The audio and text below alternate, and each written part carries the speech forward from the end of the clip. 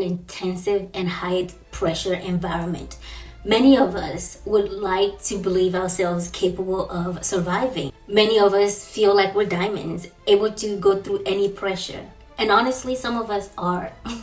Some of us are capable of thriving in situations that raise the heart rate and increase the adrenaline, making you do things you never thought possible. But here's the question of the century. How would you react in a crowded and enclosed space if someone you don't know, unprovoked and completely out of nowhere, attacks you with the intent to kill? Better yet, how would you feel if the people around you, the people that you look to for help, did absolutely nothing? If they just stood up and start walking away from you as you sit there confused and panicked and dying, while your assailant just walks off as though nothing happened. Now, I want you to imagine escaping a war zone, a place where the sound of constant bombs going off is a daily occurrence. You felt the walls meant to keep you shielded and protect you from natural elements trembling under the unnatural chaos. More time than you can probably even count. More time than humans should have to endure. You've had countless days of having to sprint through streets filled with gunshots, with your life hanging in the balance just to find food, a place where surviving isn't promised. And then finally, you find refuge. Or at least you think you found refuge. A new country, a quieter life, and a fresh start. You make friends, and for the very first time in a very, very long time, things are looking up for you. Life is going well. So well, in fact, that you start letting yourself dream. You start letting your guards down. You dream of the future again. Something that everyone has the right to, but for a long time didn't seem possible. And now, after all of that, I want you to imagine being murdered on your way home from work. That's the story of Iryna Zarutska, the 23-year-old Ukrainian refugee who survived the hell of Russia's invasion only to be brutally killed on a train in Charlotte. Hello there. Welcome to Crimes Digested, a place where we try to digest senseless crimes. If you are new here, welcome. And if this is not your first time seeing my face, I want to take a quick second to say thank you for taking time out of your busy day to join me on this here channel once or twice a week, depending on my mental state of mind. We attempt to delve into some of the most honestly perplexing true crime stories happening around us every single day. Most are sad, some unbelievable, but mostly these stories are a constant reminder of the darker side of humanity.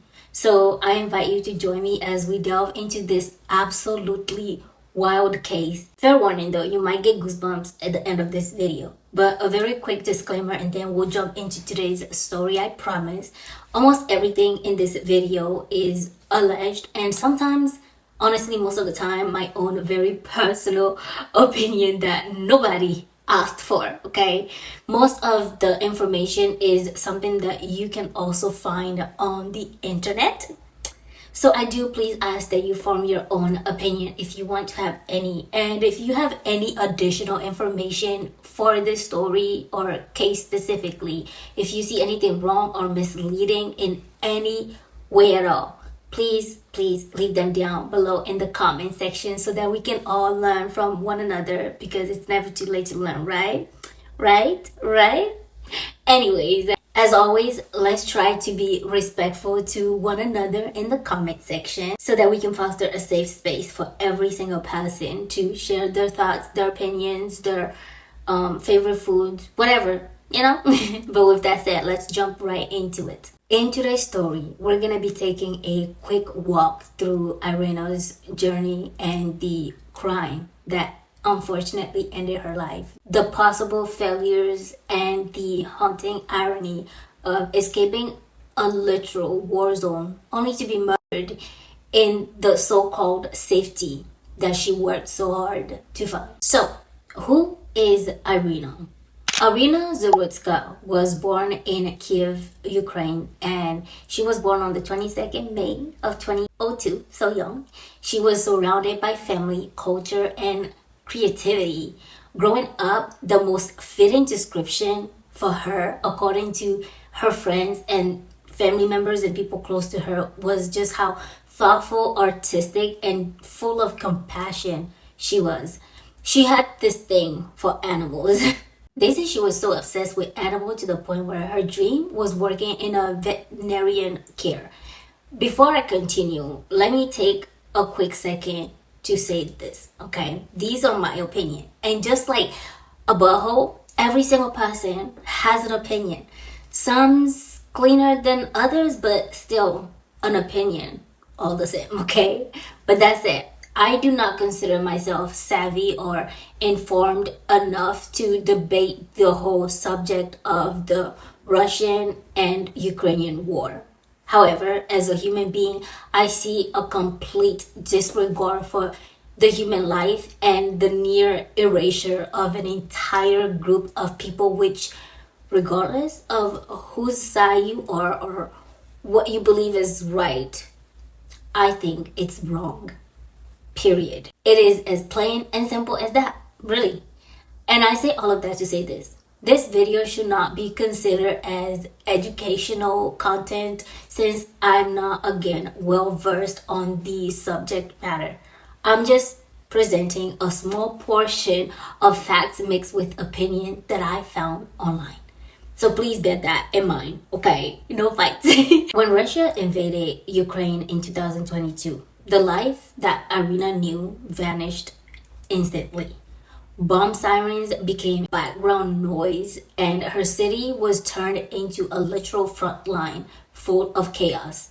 Her family's future was slowly crumbling under the heavy weight of the constant missile attacks and the uncertainty that followed. Like hundreds of thousands of Ukrainians, Iryna and her family were facing a terrifying choice that wasn't really a choice. Stay in a place that was their home but was now turned into a war zone, or leave everything they knew behind and walk into the unknown. She, her mother, and her siblings, having been left with no other options, fled. They left their home not because they wanted to. It was purely survival for them. Eventually, they ended up in the United States. More specifically, they ended up in the city of Charlotte in North Carolina. For many refugees, America is sold as the dream filled with safety, opportunity, freedom. And honestly, I'll be truthful. I think at one point, at a very specific time in history, the United States may have been all of those things, right? But in the current reality, it's not so easy. Iryna, who was no stranger to a hard and difficult life, worked 2 jobs, one at a pizzeria, another one at an assisted living facility. She was taking English lessons every chance that she got, learning to drive.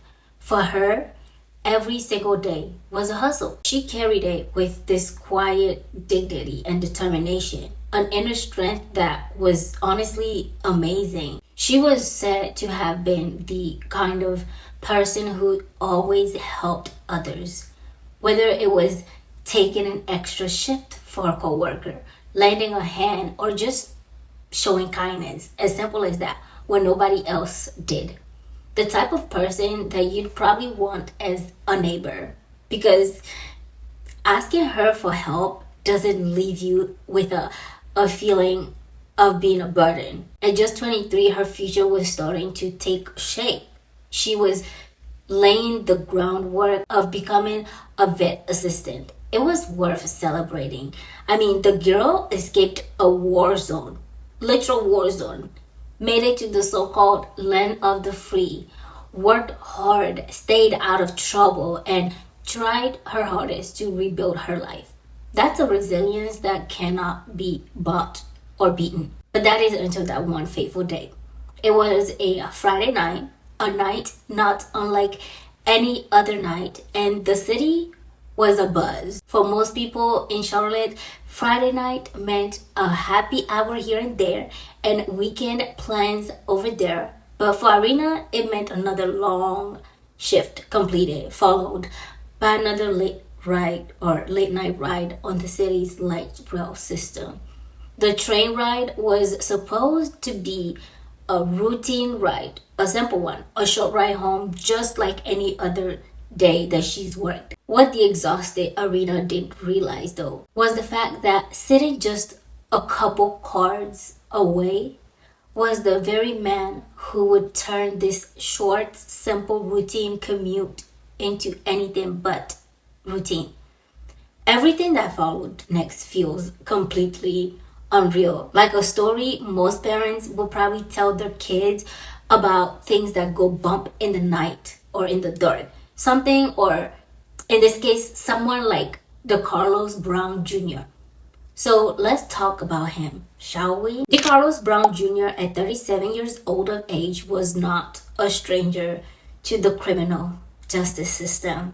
Oh yeah. In fact, he was a man with a rap sheet as long as the Nile River, okay, and an extensively documented history of violence. DeCarlo has been arrested for multiple offenses, including but not limited to assaults, weapon charges, and threats. According to some reports, DeCarlos had been arrested multiple times before in the past, and some were admittedly for minor offenses, but he also has some very serious offenses. Police reports show a pattern of violence, yet somehow each time he would find himself back on the streets, out unsurprisingly unsupervised and walking free. And here's the part that fueled most public outrage. He was released under the cashless bail policy. Now, let me be frank, okay? The cashless bail program was designed with very good intentions. And honestly, it's one of the United States' best policy built into the justice system. I'll give them that much, okay? The whole idea is that poor defendants shouldn't have to rot in jail for minor charges just because they can't afford to get a bail. And in some cases, it is a blessing, but in others, not so much. Because in practice, many critics argue that it's becoming a revolving door, one with no substantial filter, letting dangerous offenders and criminals slip through the cracks. The incident on the 22nd of August 2025 was one of those cracks exploited. DeCarlos was exactly the type of repeat offender that people would point to when they want to argue the broken system of the bail reform. Surveillance footage taken at the time of her attack shows DeCarlos moving towards Iryna with absolutely no provocation.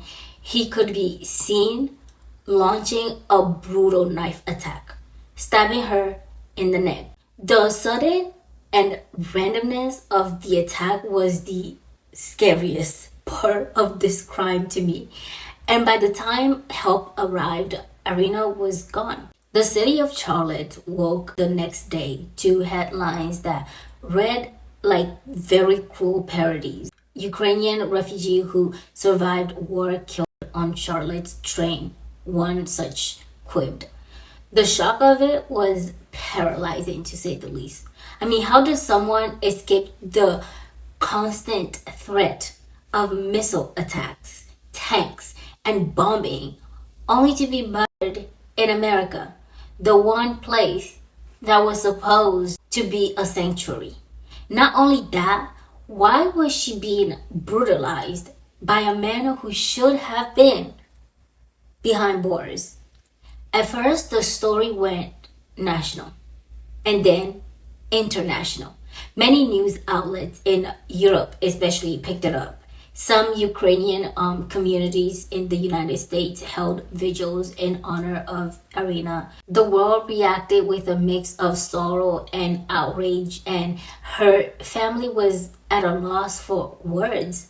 To them, this wasn't just another outrageous headline on the news. This was about a beloved, an extremely young and talented woman who had fought so hard and for months to survive.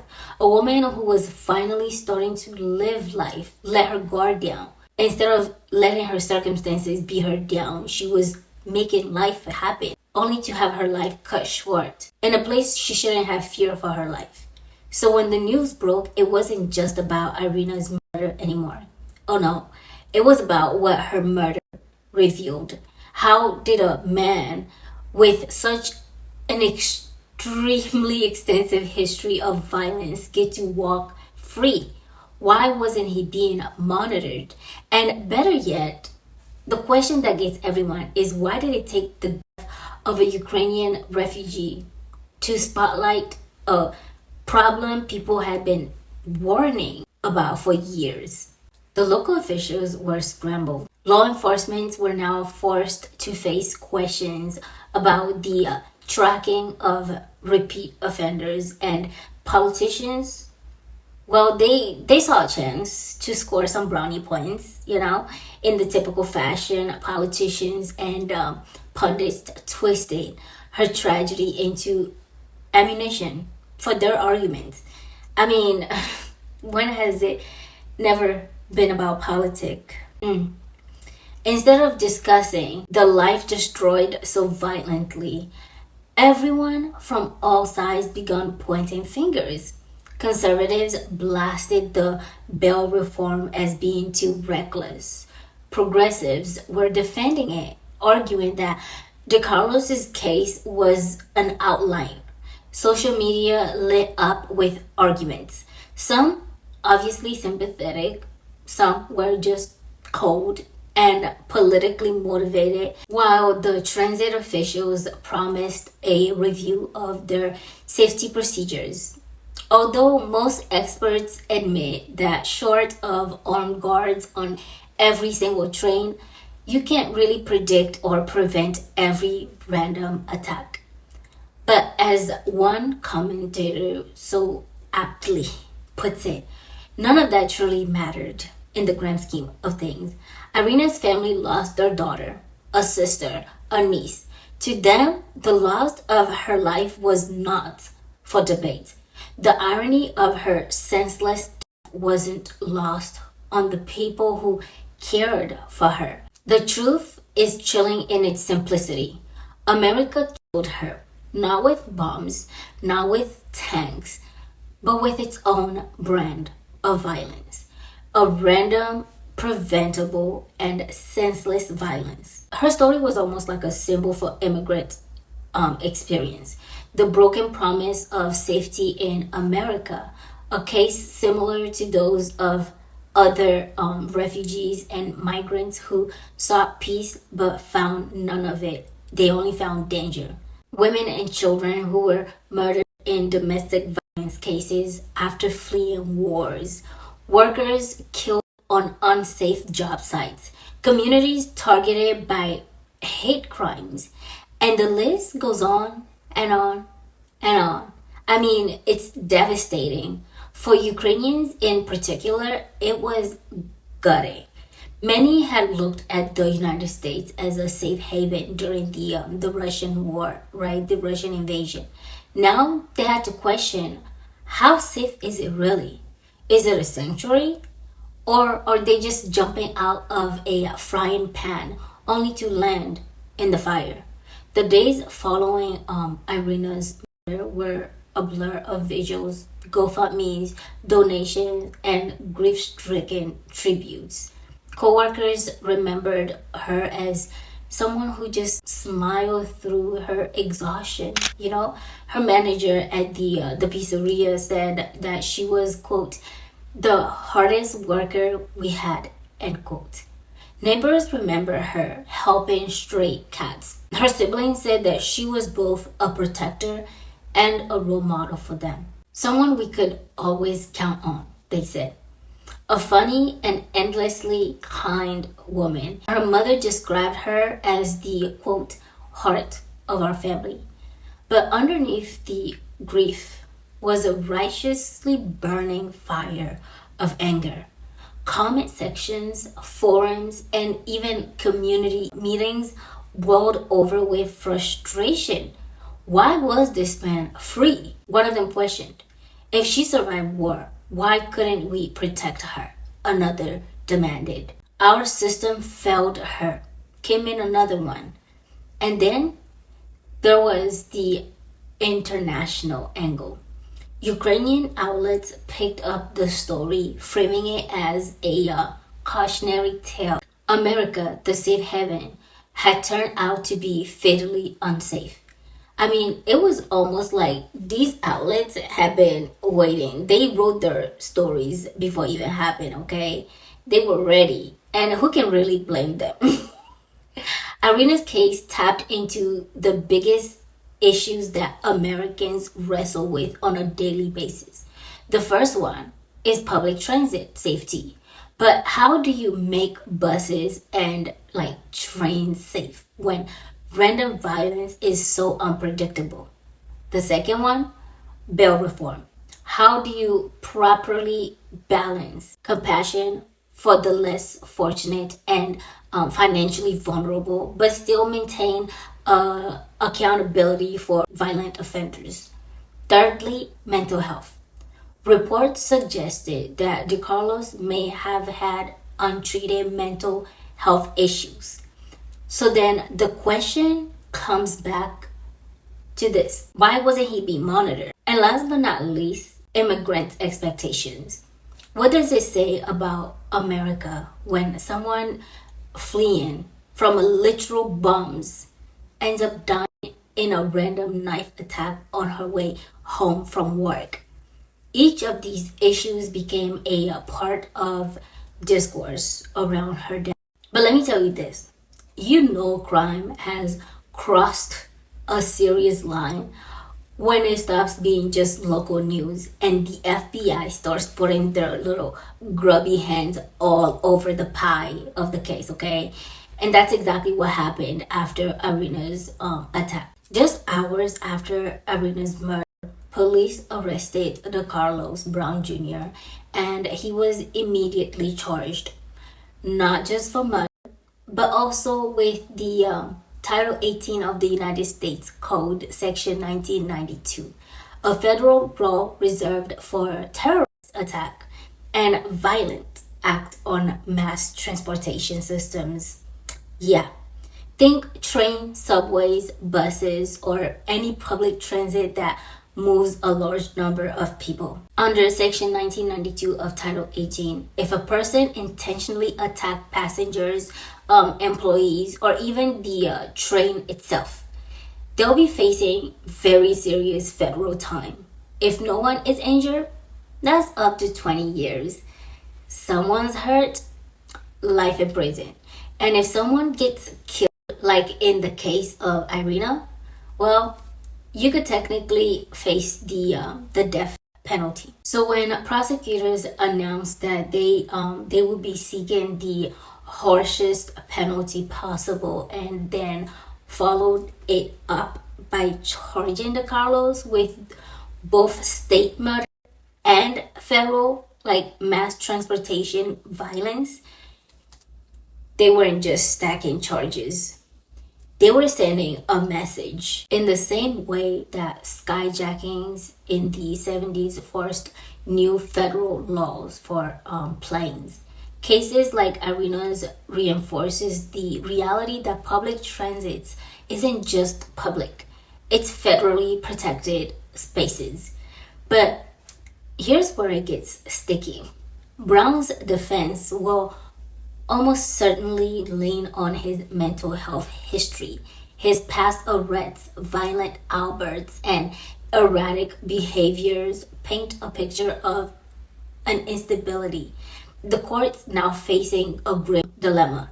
Do they try him as a cold-blooded killer, or as a violent offender failed by the system long before Iryna ever even boarded that train. At the time of this video, he remains in custody without bond at the Montgomery County Detention Center.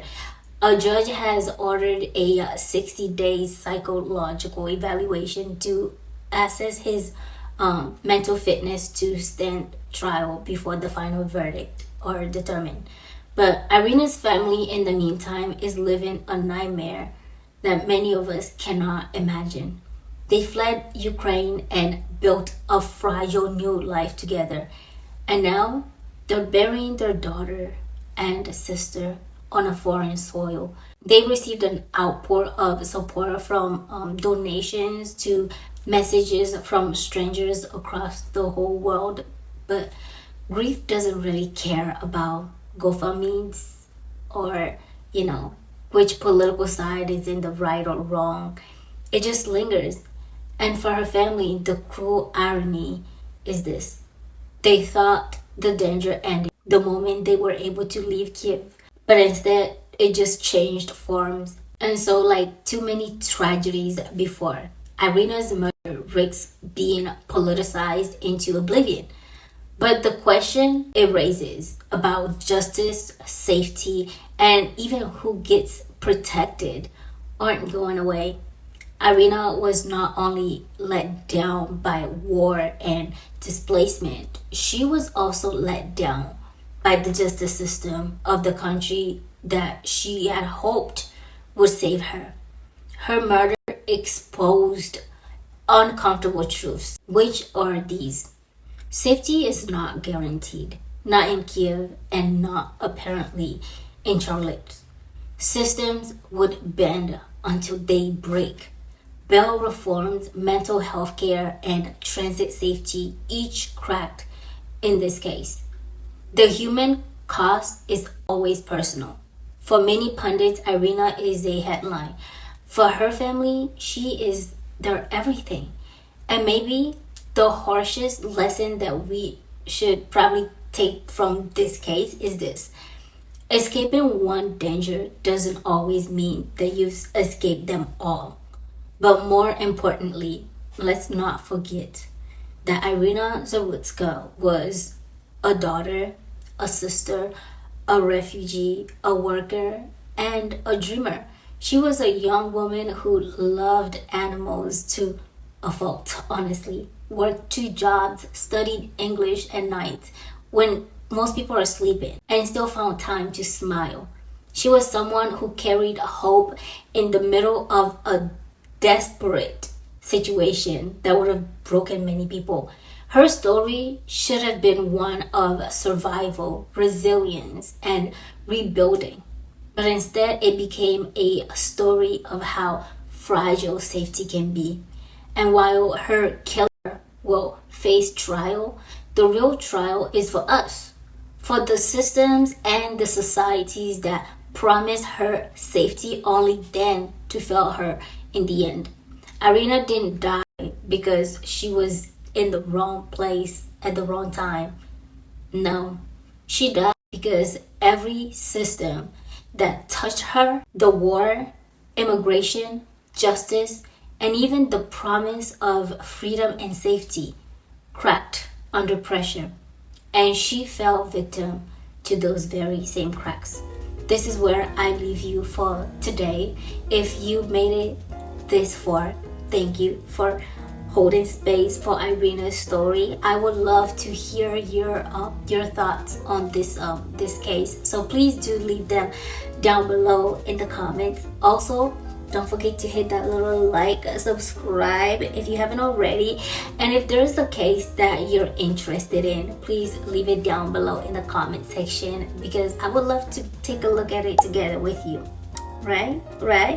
But with that, do try to stay smart, curious, and remember that behind every headline is a human being with a family and a future that was supposed to be longer. With that said, I wish you a fantastic day, and I will see you again in the next video. Bye.